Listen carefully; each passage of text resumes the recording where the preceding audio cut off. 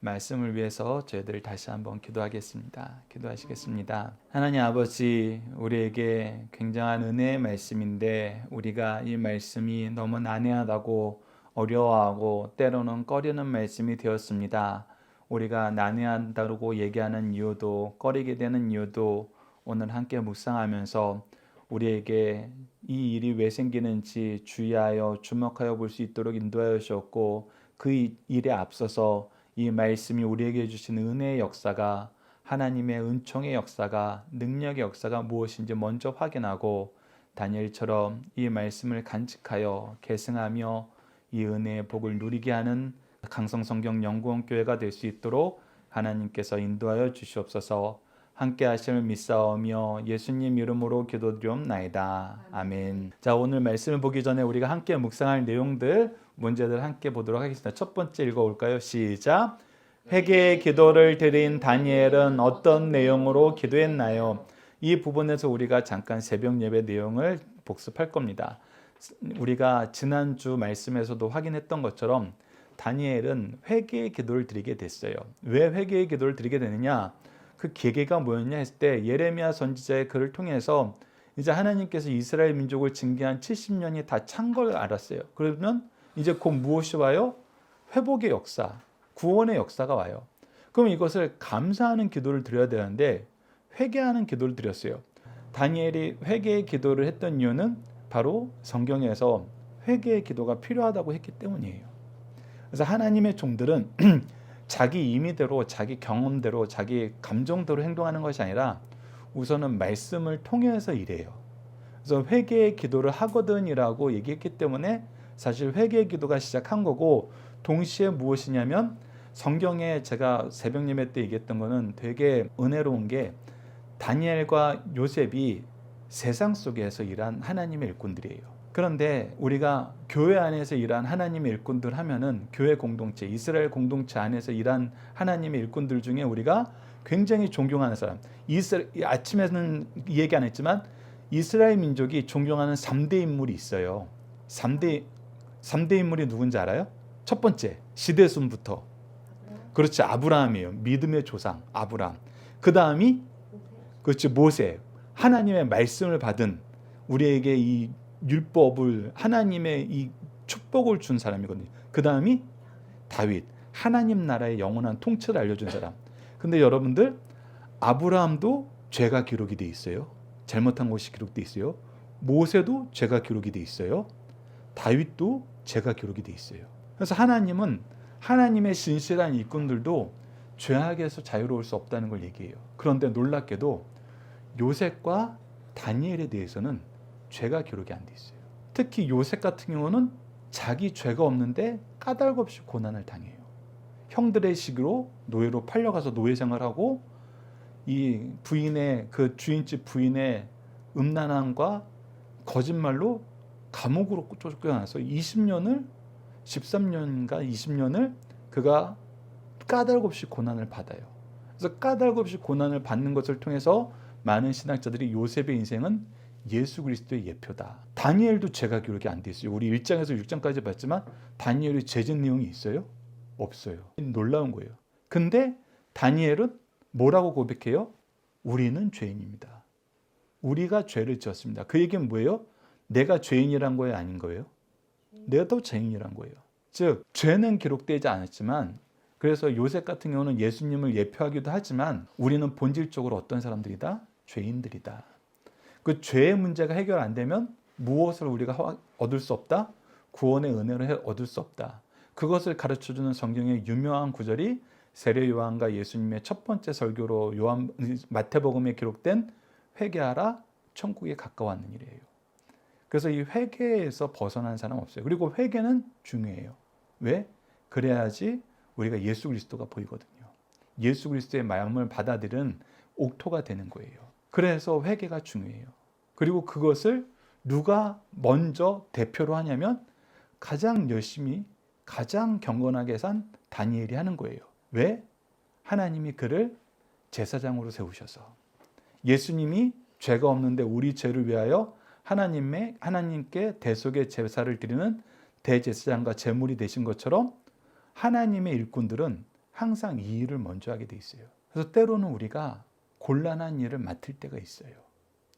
근데 여러분들 그거 두려워하지 마세요. 하나님이 은혜를 주십니다. 그 은혜가 무엇인지 오늘 본문 말씀에서 나타나요. 자, 두 번째 제목 읽어볼까요? 시작. 기도하는 다니엘에게 하나님은 무엇을 주셔 깨닫게 하시나요? 자, 말씀을 통해서 간단하게 확인할 수 있습니다. 세 번째, 하나님은 기도의 응답으로 어떠한 일이 일어남을 미리 가르쳐 주시나요? 이 세 가지가 굉장히 중요한데 항목상으로는 총 6가지인데 제가 3가지로 간략하게 묶었습니다. 네 번째 읽어봅시다. 시작. 이러한 일이 이루어지는 과정에서 어떠한 사건이 발생하나요? 이것도 3가지로 우리가 각 절에서 한 장씩 확인하는 거, 이것이 오늘 본문 말씀에서 굉장히 중요한 내용입니다. 그리고 5번째, 예수님을 통해서 우리가 드리는 예배의 특징은 무엇인가요? 우리가 예배 회복을 위해서 기도했던 다니엘의 기도를 우선 먼저 확인하고 들어가는데 이 내용도 우리가 계속해서 다니엘서가 끊임없이 믿음의 가문들, 믿음의 백성들을 향해서는 이 예배를 선언하고 있다는 걸 여러분 기억하셔야 됩니다. 그리고 마지막 6번째, 때를 아는 것보다 더 중요한 것이 무엇인가요? 미리 말씀드리자면 왜 이 말씀이 난해해요? 요한계시록 말씀도 오늘 본문 말씀도 난해해요 라고 표현될 때에는 항상 무엇하고 연결되어 있냐면 때랑 연결이 되어 있어요. 언제예요 그게? 언제라고 얘기했어요? 한때, 두때, 반때 이런 표현이 요한계시록에도 나오고 오늘 말씀에도 이른 이래라는 표현이 나와요. 그래서 도대체 이게 뭘까?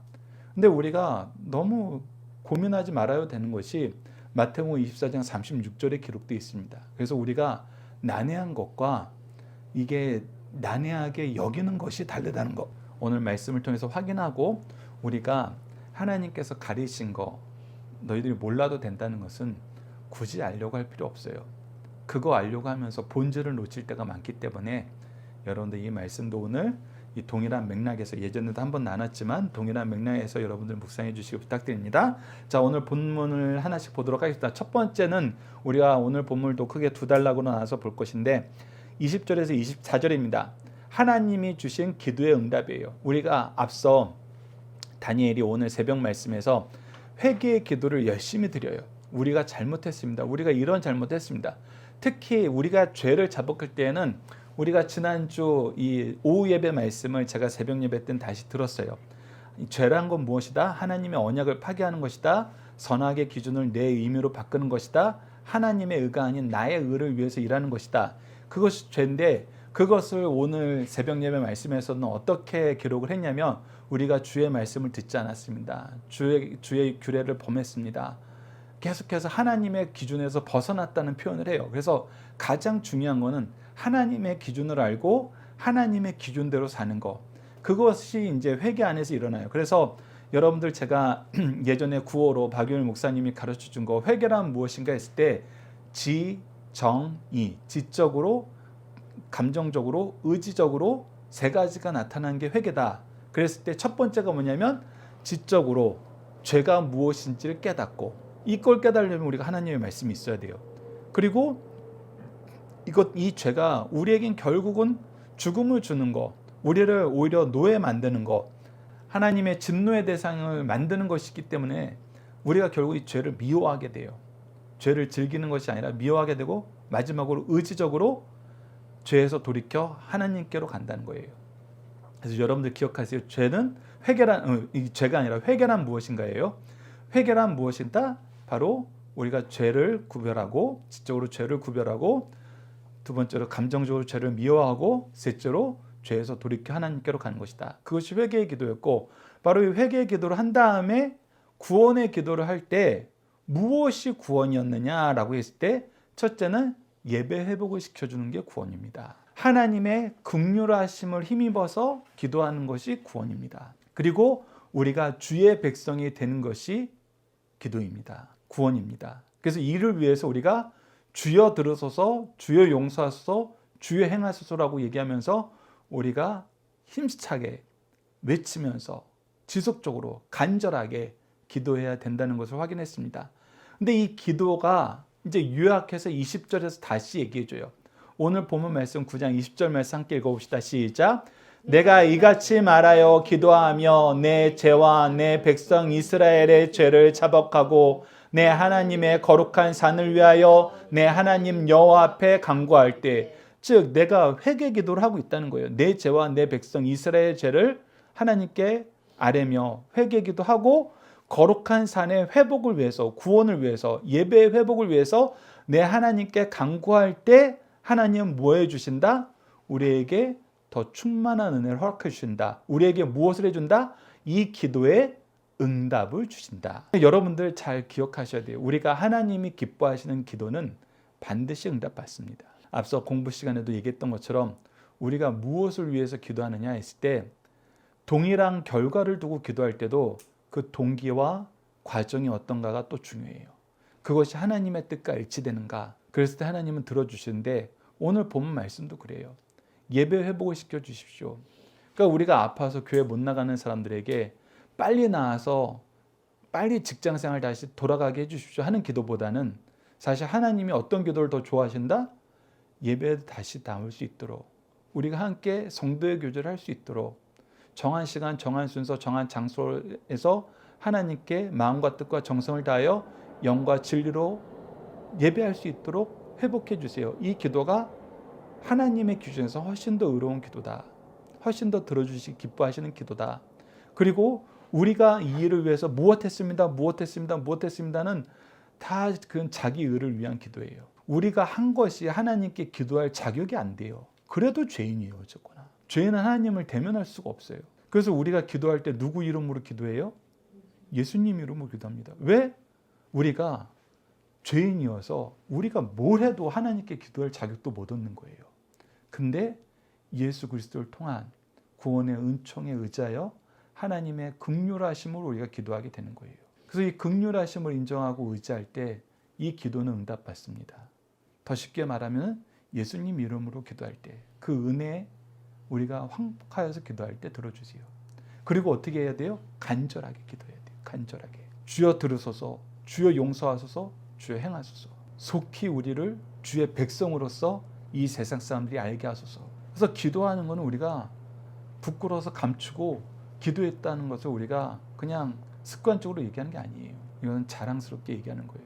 우리를 통해서 이제 우리가 이렇게 하나님 백성으로 사는 것을 하나님이 기도의 응답을 통해서 이루어 주실 때 사람들이 너희들이 하나님께 복받은 민족이다 라는 우리 이사야서 말씀, 제가 자주 여러분들과 나눈 61장 9절 말씀이 성취되면서 우리를 통해서 하나님 믿는 사람들이 많아지는 겁니다. 그래서 하나님이 이 기도를 하니까 속히 천사 가브리엘을 보내서 하나님이 이 기도의 응답을 주세요. 그것이 몇 절 말씀이냐면 오늘 본문의 24절 말씀입니다. 24절 말씀 우리 함께 읽어보도록 하겠습니다. 시작.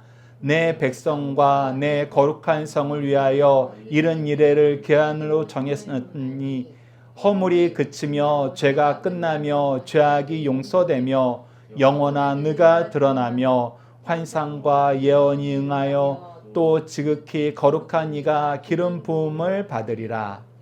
자, 이 내용을 제가 세 가지로 나누는데 사실 첫 번째를 보면 허물이 그치며 죄가 끝나며 죄악이 용서된다. 총 세 가지가 있는 거예요. 그리고 두 번째는 영원한 의가 드러나며 이게 한 가지가 있고, 세 번째는 환상과 예언이 응하며 또 지극히 거룩한 이가 기름 부음을 받으리라 라고 얘기하면서 이 두 가지가 있는 것입니다. 환상과 예언이 응하는 것과 거룩한 이가 기름 부음을 받는 것. 그런데 이것을 저는 세 가지로 묶은 이유가 뭐냐면 앞서 다니엘이 기도한 그 기도의 내용이 응답되는 그 항목으로 나눈 거예요. 첫 번째 제가 이 기도가 예배를 회복시켜 주십시오. 주의 긍휼을 힘입어 기도합니다. 그리고 우리가 하나님 나라의 백성으로 살게 해 주십시오 라고 했을 때 우선 우리가 예배가 회복되기 위해서 또 그의 의를 위해서 살기 위해서는 무엇이 돼야 되냐면 죄의 문제가 해결이 돼야 됐어요. 그래서 회개 기도를 한 거였거든요. 그런데 하나님이 무엇이라고 얘기해줘요? 무엇이 이루어지겠다고 얘기해줘요? 허물이 그치며 죄가 끝나며 죄악이 용서되며. 그 너희들이 회개 기도했지. 그 회개 기도한 것이 해결이 된다. 근데 그 회개 기도가 누구를 통해서 우리가 완성이 돼요? 그렇죠. 예수 그리스도의 속죄의 십자가를 통해서 단변에 드려지는 영원한 제사의 제물이 되심으로 우리가 이 속죄의 은혜를 받게 되는 거예요. 그래서 회개 기도의 응답으로 죄 문제를 해결하는 그리스도의 사역의 완성을 미리 알려주시는 거예요. 그리고 두 번째는 우리가 하나님의 나라의 통치, 예배의 회복, 하나님의 의를, 긍휼을 의지해서 기도드리는 것. 즉 의인이 기도해야 되는데 그 의는 누구의 의냐라고 했을 때 공의와 긍휼을 완성하신 예수 그리스도의 구속의 완성을 알려주시는 것이 영원한 의가 드러나며, 우리가 하나님의 의로 살아야 되고 의로 말미암아 우리가 기도할 수 있고 그 긍휼하심을 받을 수 있는데, 우리가 이제 담대히 기도하게 됐어요. 다니엘은 여러분들 19장 말씀을 자세히 보세요. 살려주세요, 도와주세요, 용서해 주세요, 이 기도를 하기 위해서 긴 구간을 뭐예요? 회개 기도를 해요. 엄청나게 회개 기도를 해요. 이거 제사장의 입장이에요. 그게 우리가 죄의 용서함을 받지 않으면 하나님과의 관계가 회복되지 않기 때문에 하나님의 은총을 받기란 굉장히 어려웠어요. 그래서 회개의 역사가 먼저 일어나야 되는 거예요. 근데 우리는 영원한 의가 드러나는 이 기도를 너무나 쉽게 해요. 어떻게 해요? 예수님 이름으로 기도드립니다. 그래서 우리는 회개의 기도가 그냥 한 항목에 있지만 그 회개의 기도도 용서받을 믿음을 가지고 회개 기도하잖아요. 왜? 예수 그리스도의 속죄가 있으니까. 그래서 우리의 지금 기도 자체도 이 9장 기도하고 비교를 하면은 엄청난 은혜예요. 그것이 바로 영원한 의가 드러났기 때문에 되는 건데, 이 영원한 의는 누구를 통해서 드러났어요? 예수 그리스도를 통해서 드러났어요. 세 번째, 하나님이 우리에게 주신 모든 말씀이 완성되고 하나님 나라의 통치를 받게 되는 하나님 나라의 백성 되기를 원해서 기도했잖아요. 그랬더니 하나님이 무엇이 있겠대요? 환상과 예언이 응하여, 즉 하나님께서 우리에게 약속하셨던 그 모든 구원의 약속이 성취돼요. 그래서 우리가 사도신경으로 신앙 고백할 때도 예수님께서 오심에 대해서 제가 사도신경 해설을 할 때 성경대로 나시고 사시고 죽으시고 장사되시고 부활하시고 승천하시고 다시 오신다라는 이 은혜의 역사가, 이 7가지 은혜의 역사가 이루어지는데, 이것이 바로 성경대로 성취되었다. 하나님의 말씀대로 성취되었다. 그리고 그가 하나님 우편에 앉으셔서 이제 무엇이 되는 거예요?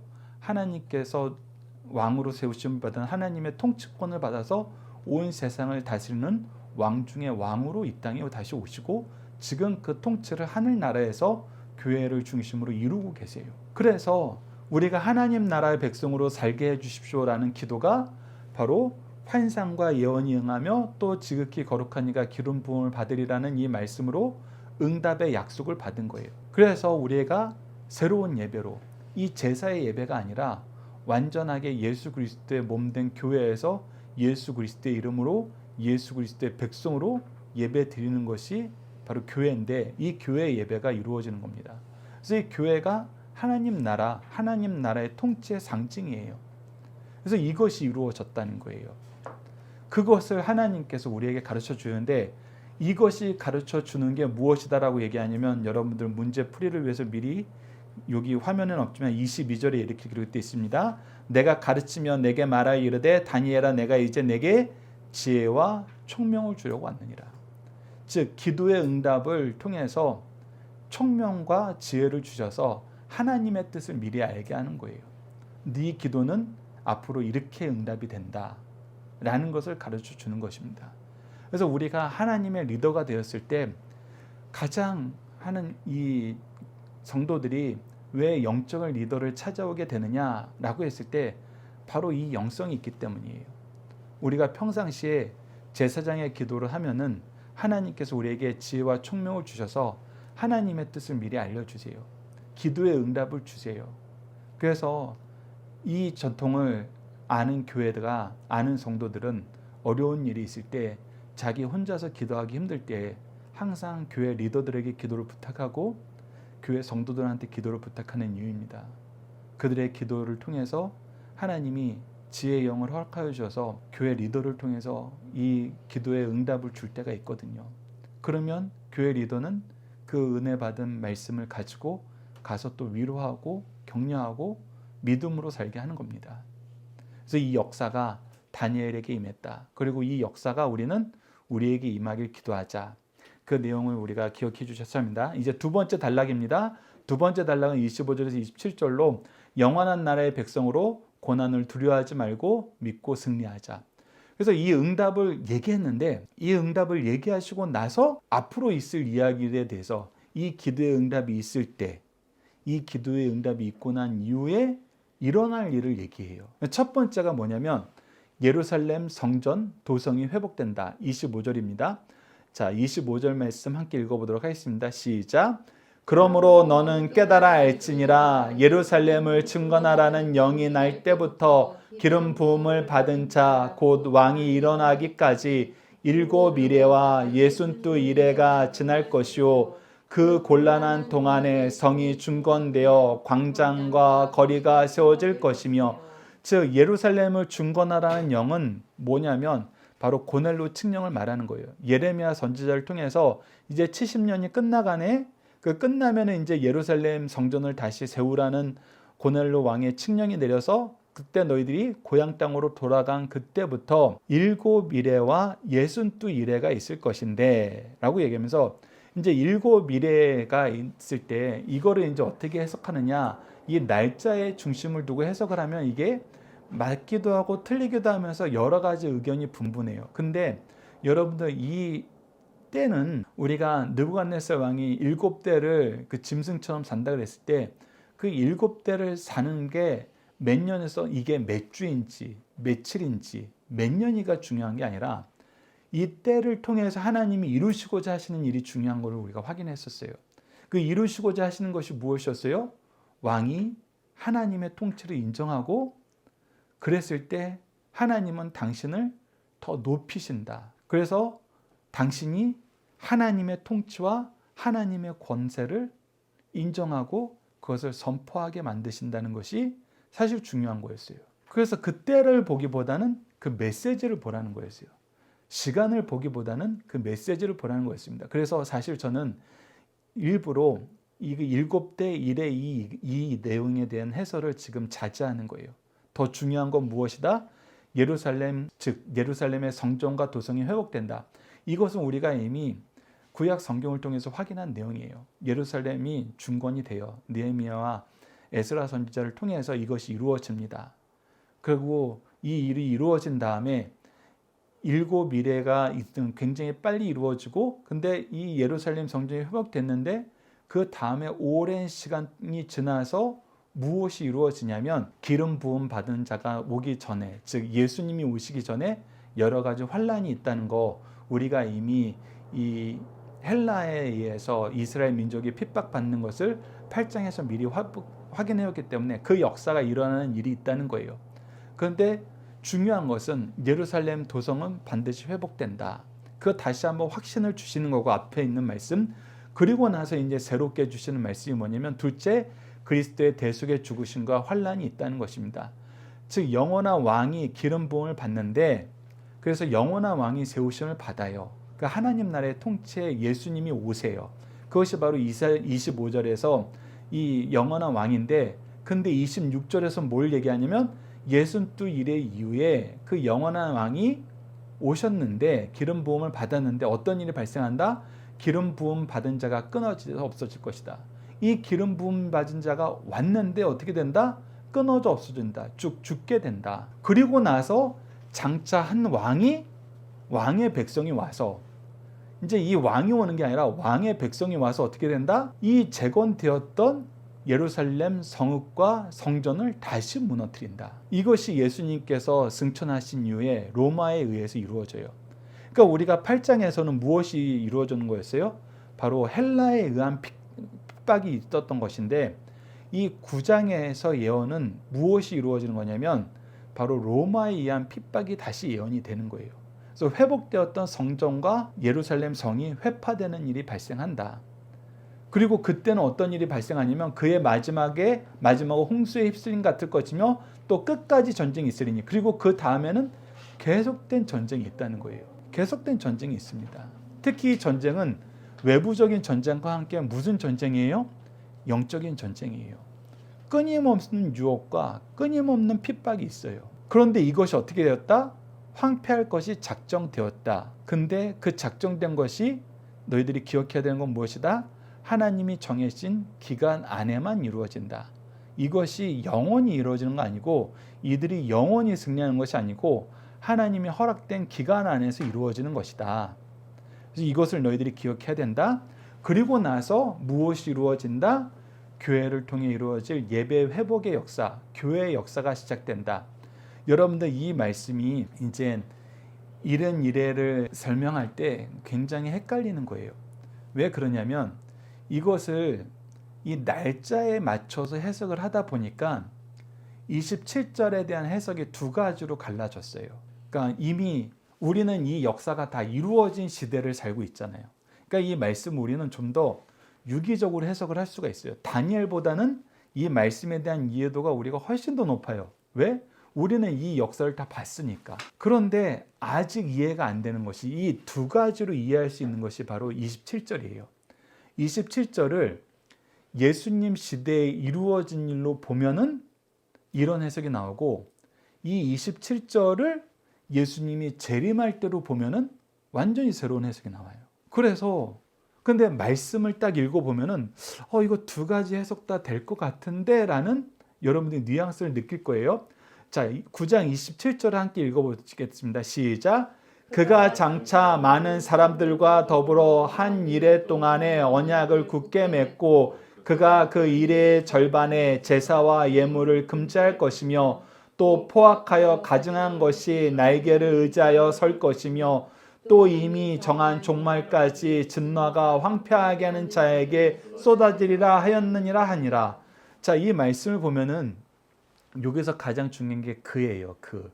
그를 여러분들 화면은 여기에 고정했는데 주보를 보면서 이 그라고 해석될 수 있는 사람이 26절에 25절과 26절을 통해서 두 가지가 나와요.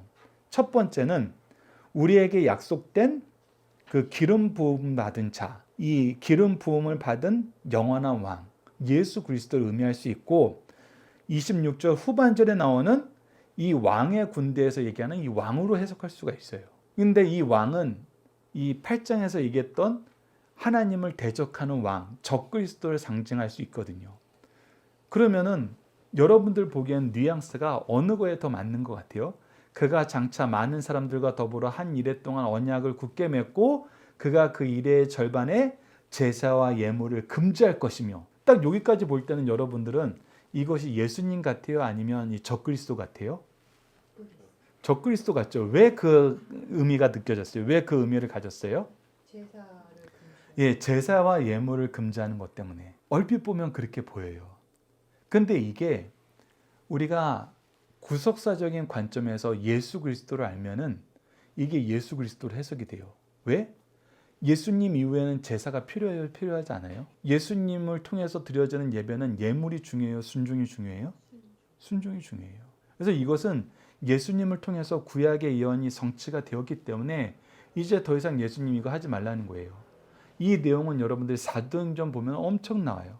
사도행전을 보면은 제사 드려야 돼, 할례 받아야 돼 그러면서 이방인 성도들을 막 괴롭혀요. 유대인 성도들이. 야, 우리는 다 할례 받았고 우리는 다 제사 드리는데 너희는 뭐하냐? 그것도 안 하고 기초적인 것도 안 하니 이놈들아 할 때 사도 바울이나 베드로가 예루살렘 교회 지도자들은 아니다, 그거 아니다, 그거 할 필요 없다.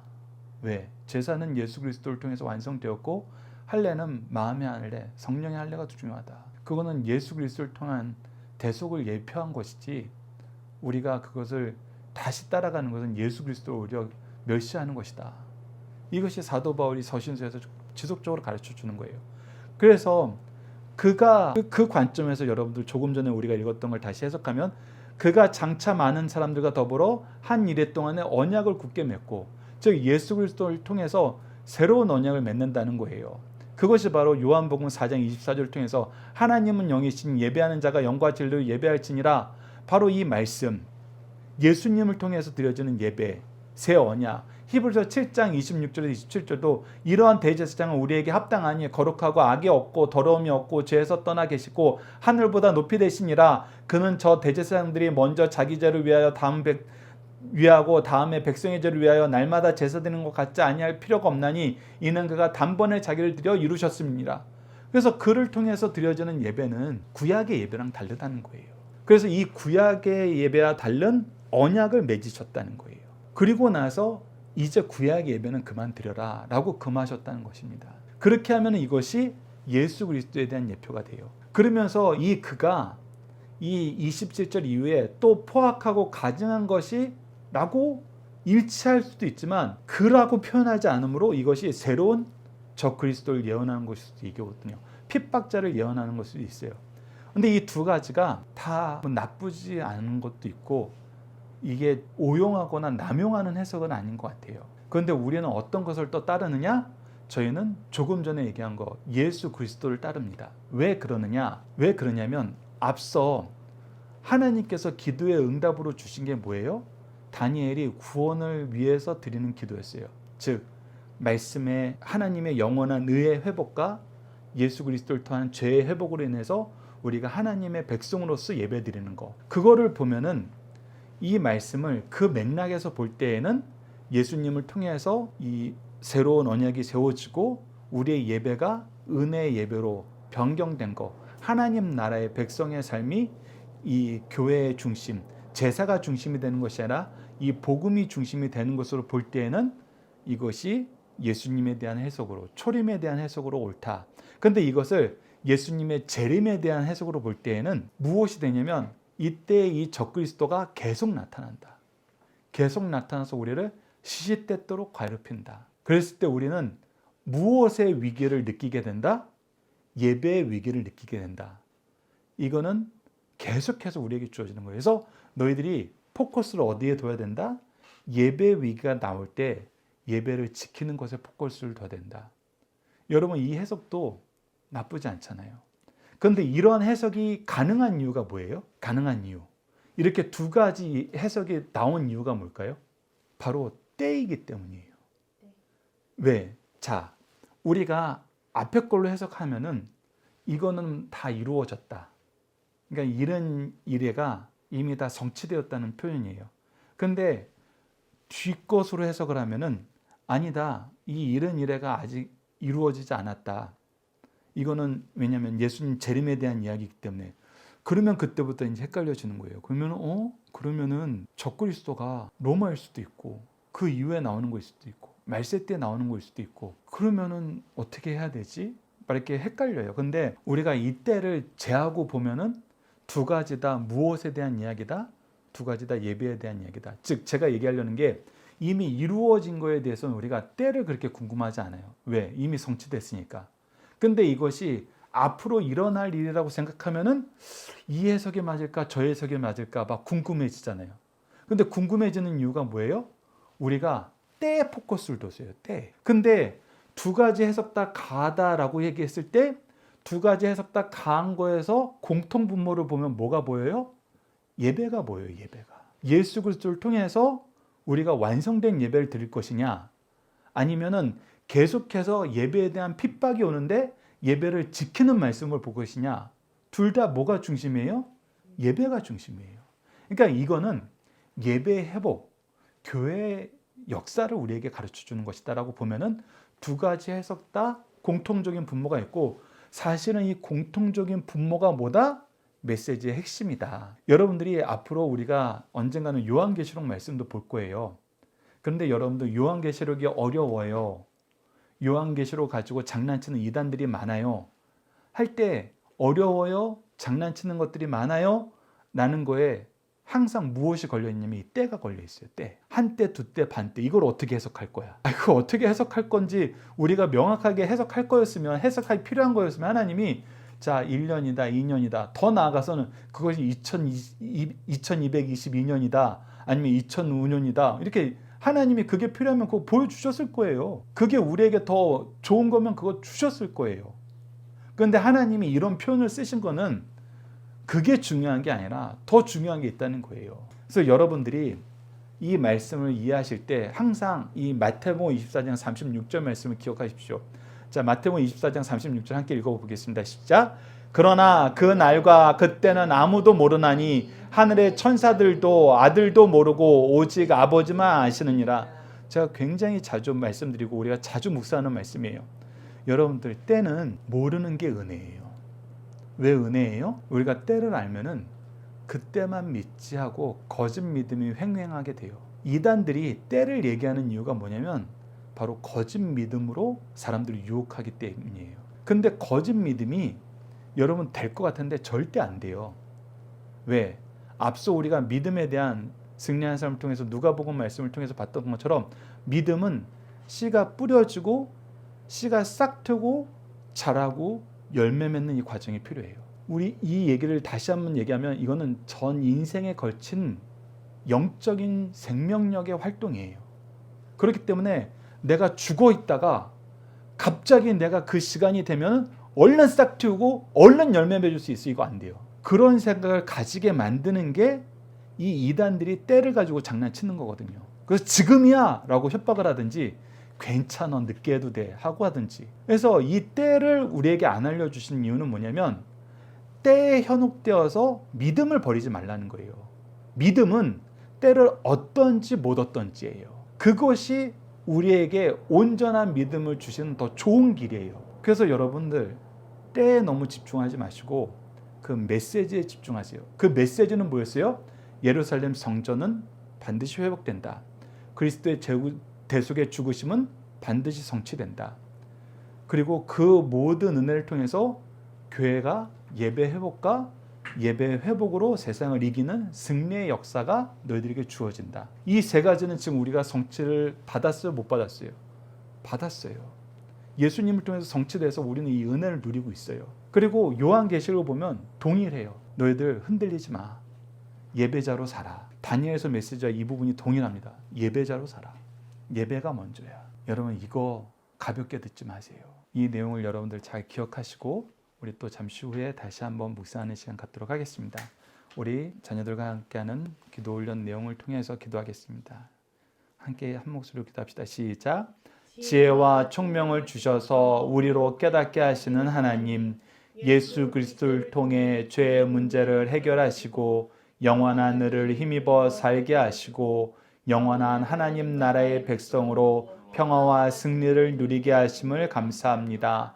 우리에게 깨달아 믿어 흔들리지 않게 하셨는데 하나님이 주신 은혜보다 때에 대한 지나친 호기심과 자기 소욕 때문에 미혹되고 유혹되고 거역함을 용서해 주소서. 우리로 제사장적 신앙을 회복하게 하셔서 먼저 회개의 기도를 통해 주님에게 나아가며 구원의 은총을 간구하고 주신 지혜의 말씀을 잘 깨닫고 잘 전하게 도와주소서. 예수님 이름으로 기도드립니다. 아멘.